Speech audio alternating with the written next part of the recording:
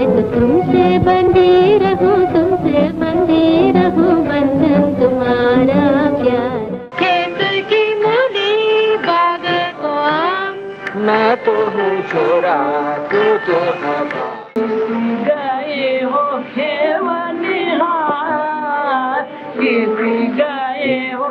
मैं बन के चिड़िया बन के बन बन बोलूं रे। आई पश्चिम से घटा नाव निहालो जागो, छाई पूरब में घटा नाव निहालो जागो। दोस्तों नमस्कार, आप देख रहे हैं ड्रामा सीरीज इंडियन और मैं हूं धीरज। आज हम चर्चा करेंगे हिंदी सिनेमा की पहली स्टार देविका रानी के फिल्मों, संघर्ष और सफलता की। तो फिर आइए डालते हैं एक नज़र उनके जीवन पर। देविका रानी का जन्म 30 मार्च 1908 को विशाखापत्तनम के वॉल्टेयर में हुआ था। उनका परिवार कई मायने में अनोखा था। वो विख्यात कवि रविंद्रनाथ टैगोर के परिवार से संबंधित थी, जो उनके माता और पिता दोनों के फूफा थे। बंगाल के इस अनोखे टैगोर परिवार में एक अजीब प्रथा थी कि वहाँ मौसेरे या फुफेरे भाई बहनों में आपस में विवाह हो जाता था। देविका रानी के पिता कर्नल M.N. चौधरी तत्कालीन मद्रास के पहले सर्जन जनरल थे और रविंद्रनाथ टैगोर की बहन सुकुमारी देवी के पुत्र थे।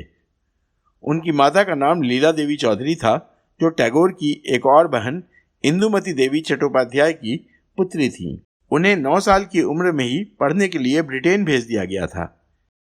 स्कूल की शिक्षा पूरी करने के बाद वो 1920 के दशक में नाट्य शिक्षा ग्रहण करने के लिए जर्मनी चली गईं और वहाँ royal academy of dramatic art यानी राडा और रॉयल एकेडमी ऑफ म्यूजिक नामक संस्थाओं में भर्ती हो गईं। वहाँ उन्हें स्कॉलरशिप भी प्रदान किया गया। उन्होंने आर्किटेक्चर, टेक्सटाइल व डेकोर डिज़ाइन जैसी विधाओं का अध्ययन किया और एलिजाबेथ आर्डन में काम करने लगी।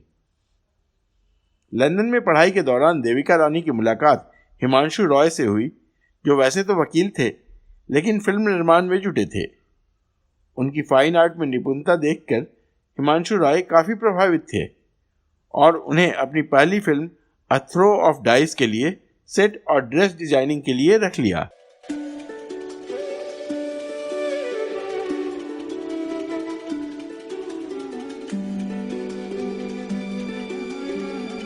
दोनों ने इस फिल्म के पोस्ट प्रोडक्शन के लिए जर्मनी की भी यात्रा की और वहां फिल्म निर्माण से संबंधित कई विधाएं सीखी। सन 1929 में दोनों ने विवाह कर लिया। उन दिनों भारत में भी फिल्में बनने लगी थीं। हिमांशु और देविका भारत स्वदेश वापस आ गए। भारत आकर उन्होंने फिल्में बनानी शुरू की। उनकी पहली फिल्म आई सन 1933 में, जिसका नाम था कर्मा। हिंदी और अंग्रेजी दोनों भाषाओं में बनी इस फिल्म में देविका हीरोइन बनी और हीरो बने खुद हिमांशु रॉय।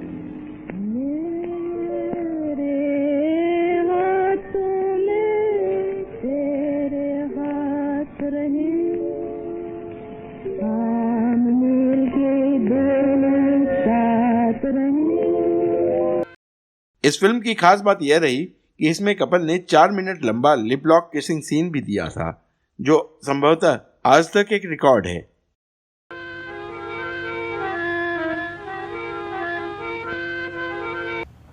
अंग्रेजी वर्जन फिल्म रिलीज हुई लंदन में, जहां यह काफी लोकप्रिय हुई। Those who follow the torch of progress too swiftly sometimes get their fingers burnt. And yours are such beautiful fingers. I see, O holy man, that you think with the Maharaja. I think by myself. And you don't believe in progress. लोग देविका रानी को कलाकार के स्थान पर star कहने लगे।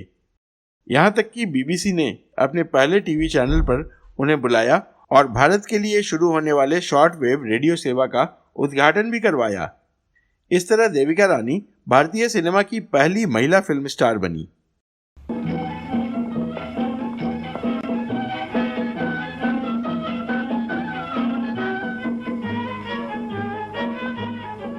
हालांकि भारत में इस फिल्म को वो कामयाबी नहीं मिली, लेकिन देविका रानी का जलवा तो कायम हो ही गया।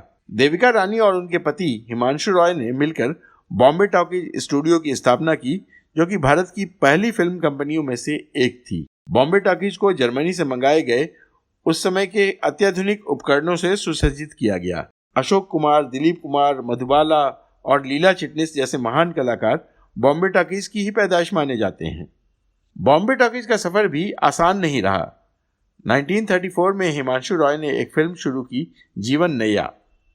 हीरो रखा गया एक उभरते कलाकार नज़्मुल हसन को। हसन और देविका रानी की एक और फिल्म 1935 में रिलीज हुई थी जिसका नाम था जवानी की हवा। कुछ रील की शूटिंग के बाद हसन ने देविका रानी को न जाने क्या गुट्टी पिलाई कि वो उसके साथ लापता हो गई। हिमांशु रॉय बहुत परेशान हुए क्योंकि परिवार तो टूट ही रहा था, फिल्म के लिए लिया हुआ भारी कर्ज भी डूब रहा था। फिर उनके एक कर्मचारी शशधर मुखर्जी ने किसी तरह उन्हें ढूंढकर वापस बुलाया। हसन को फिल्म से आउट कर दिया गया और मुखर्जी ने अपने साले को इंट्रोड्यूस किया जिसका नाम था कुमुदलाल गांगुली। फिल्मों में उनका नाम रखा गया अशोक कुमार।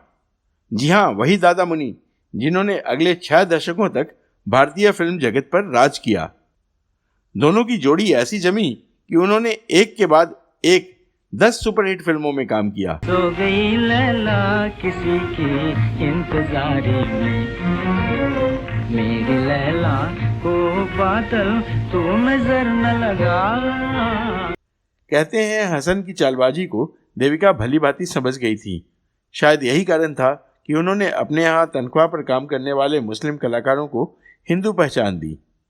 कम लोग जानते हैं कि यूसुफ खान को दिलीप कुमार और मुमताज़ बेगम को मधुबाला का नाम देने का फैसला देविका रानी का ही था। यह बात दिलीप कुमार ने अपने इंटरव्यू में भी कही थी। बॉम्बे टॉकीज ने 40 फिल्में रिलीज की जिनमें कई हिट और कई सुपरहिट रहीं। महल, मजबूर, नतीजा, मिलन, प्रतिमा, ज्वार भाटा, संग्राम, हमारी बात, बसंत जैसी फिल्में खासी चर्चित रहीं। आएगा आएगा आएगा। अछूत कन्या, किस्मत, शहीद और जीवन प्रभात जैसी बेहद लोकप्रिय फिल्में बॉम्बे टॉकीज की ही देन रही हैं। मैं डाल डाल उड़ जाऊं, नहीं पकड़ाई मैं आऊं। तुम डाल डाल में पात पात बिन पकड़े कभी न छोड़ूं जंग सबको रे। अछूत कन्या उनकी बहुचर्चित फिल्म रही है क्योंकि यह फिल्म एक अछूत कन्या और एक ब्राह्मण युवक के प्रेम प्रसंग पर आधारित थी। खेत की मूली बाग को आम, मैं तो हूँ छोरा तू तो है बाप। उधर जीवन प्रभात में इसका ठीक उल्टा यानी ब्राह्मण लड़की और उसके नीची जाति के प्रेमी की कहानी दिखाई गई थी। सन 1940 में हिमांशु रॉय के अचानक निधन से देविका रानी बेसहारा हो गई। बॉम्बे टॉकीज का संपूर्ण संचालन उनके पति ही करते थे। देविका रानी ने अपने स्टूडियो के संचालन के लिए जी जान लड़ा दिया, परंतु सन 1943 में शशधर और अशोक कुमार तथा अन्य विश्वसनीय लोगों ने बॉम्बे टॉकीज से संबंध समाप्त कर फिल्मिस्तान नामक नया स्टूडियो बना लिया। परिणाम यह निकला कि देविका रानी को फिल्मों से अपना नाता तोड़ना पड़ा। उन्होंने रूसी चित्रकार निकोलाई रोरिक के पुत्र स्वेतलाव रोरिक के साथ 1945 में विवाह कर लिया। दोनों कुछ दिनों तक शिमला में रहे, फिर बेंगलोर जाकर बस गए।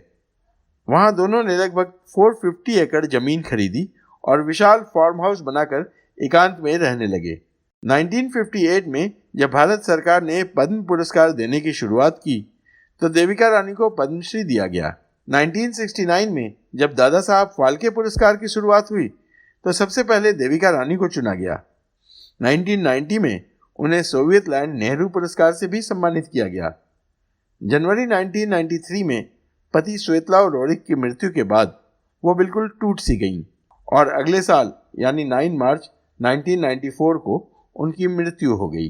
देविका रानी का अंतिम संस्कार संपूर्ण राजकीय सम्मान के साथ किया गया था। उनके कोई औलाद या वारिस नहीं थी, तो कोर्ट के आदेश से सरकार ने उनकी जमीन अधिग्रहित कर ली। वर्ष 2011 में डाकतार विभाग ने उन पर एक पोस्टेज स्टैंप भी निकाला। कोर्ट के आदेशानुसार उनकी जमीन पर म्यूजियम बनने की कार्रवाई शुरू हो रही है। एक हमारा राजमहल हो जमुना किनारे,